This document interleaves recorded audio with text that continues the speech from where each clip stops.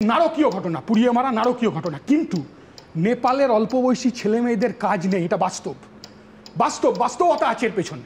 আর তার মধ্যে দাঁড়িয়ে সোশ্যাল মিডিয়া ব্যান্ড যে জায়গায় চলে গেছে, আজকের সময় সোশ্যাল মিডিয়া ব্যান্ড করলে এরকম অবস্থাই হবেন। দেখবেন আমাদের দেশের সরকার, আবার রাজ্যের সরকার, অরূপদা অনেক ভাষা কথা বলল, অরূপদার কথা শুনে আমার ভালো লাগছিল। তৃণমূলের প্রতিনিধি আমি বুঝতে পারছিলাম না অরূপদাকে ভাষণ দিল আয়নার সামনে, দেখবেন এখানে সোশ্যাল মিডিয়া নিয়ে রাজ্যের মুখ্যমন্ত্রী অমিত শাহকে চিঠি দিয়েছে, কদিন আগে চিঠি দিয়েছে, সোশ্যাল মিডিয়ায় কিছু জিনিস হচ্ছে ব্যান্ড করতে হবে।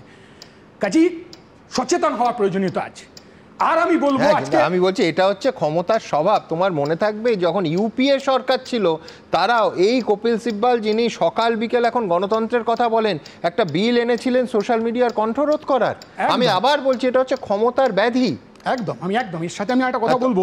তুমি বুদ্ধদেব ভট্টাচার্যের কথা বললে, আমি সম্পূর্ণ সেই কথা স্বীকার করছি, কিন্তু পাশাপাশি বাম আমলেই কিন্তু অনুজ পাণ্ডের মার্বেলে মোড়া ওই জায়গায় ওই বাড়িটা হয়েছিল, যেটা বামপন্থী নেতাদেরও লজ্জা দিয়েছিল সেই সময়। অনুজ পাণ্ডে, ডালিম পাণ্ডের কথা এলো, পার্থচার্যের খাটের তলায় 50 কোটি টাকা এলো না, 11 কিলো সোনা, কতগুলো তৃণমূলের সাংসদ আর এমএলএ জেলে চলে গেল।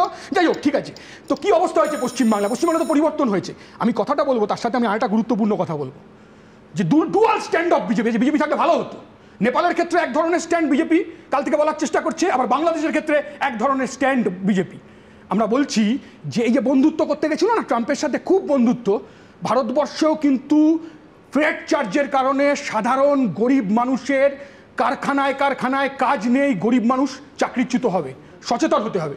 এবং এর সাথে আমি বলবো খুব গুরুত্বপূর্ণ কথা, সেটা হচ্ছে যে স্বৈরাচার, অরাজকতা, ভোটে কারচুপি, দুর্নীতি, স্বজন পোষণ কোন জায়গায় একটা দেশের সরকারকে নিয়ে যেতে পারে। মানুষ যদি গণ অভ্যুত্থান করে, তুমি ভেনিজুয়েলা থেকে দেখবে আজ পর্যন্ত অনেক জায়গায়, পৃথিবীর অনেক জায়গায় মানুষ যদি গণ অভ্যুত্থান করে, এই স্বৈরাচারের বিরুদ্ধে দাঁড়ানো যায়।